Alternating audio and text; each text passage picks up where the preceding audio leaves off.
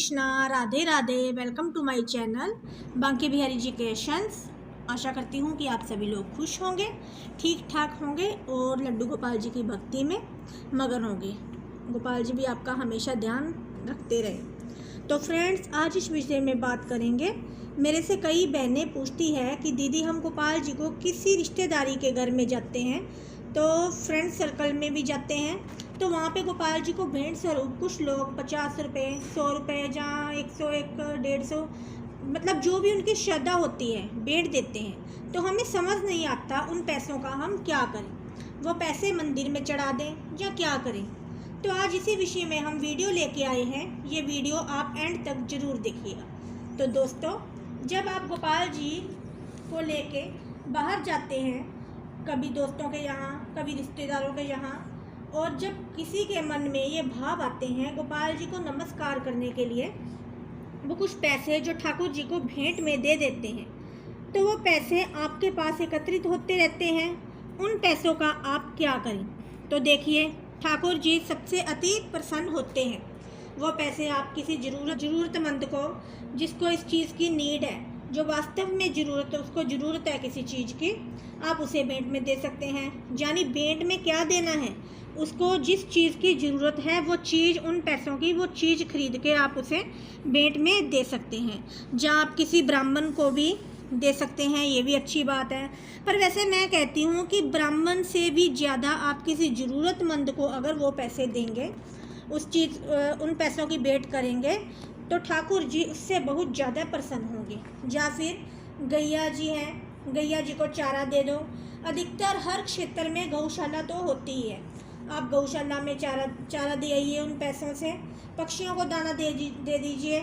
इंसान तो फिर भी अपनी ज़रूरत कहीं ना कहीं से पूरी कर ही लेते हैं, खा ही लेते हैं, लेकिन ये पशु पक्षी कहाँ जाएंगे? पशु पक्षी तो बेचारे पेड़ों के सहारे ही बैठे हैं, ये तो बेचारे पेड़ों पर ही निर्भर करते हैं।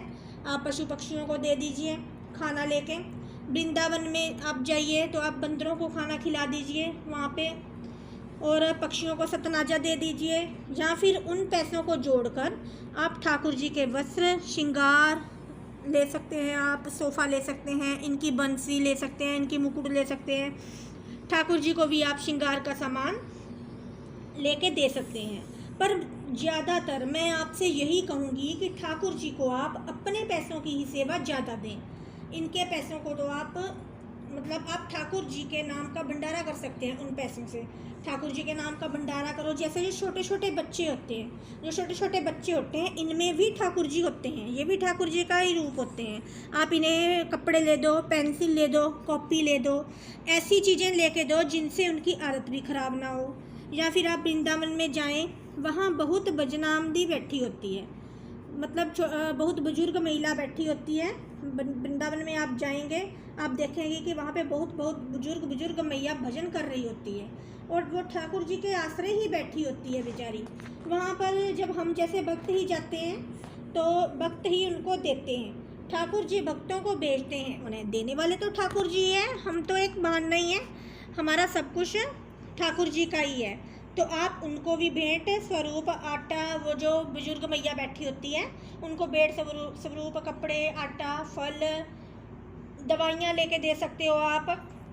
ऐसे आप सेवा कर सकते हैं। इससे है कि जो हमारे ठाकुर जी है, ठाकुर जी बहुत संतुष्ट हो गए, बहुत प्रसन्न हो गए ऐसी सेवा से ठाकुर जी। और सबसे बड़ी बात यह है कि जब आप ऐसी सेवा करोगे, आपके खुद के मन को भी बहुत संतुष्टि मिलेगी।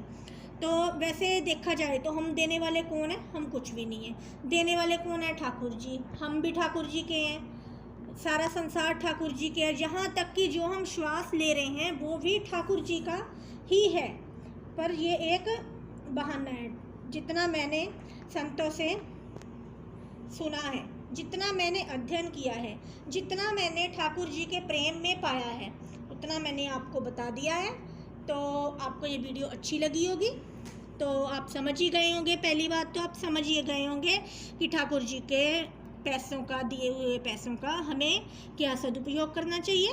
आपको ये वीडियो अच्छी लगी होगी तो वीडियो को लाइक, शेयर, कमेंट ज़रूर करना, और चैनल को सब्सक्राइब करना मत भूलिएगा। आज के लिए इतना ही, मिलते हैं नेक्स्ट ब्लॉग में। राधे राधे, हरे कृष्णा जी।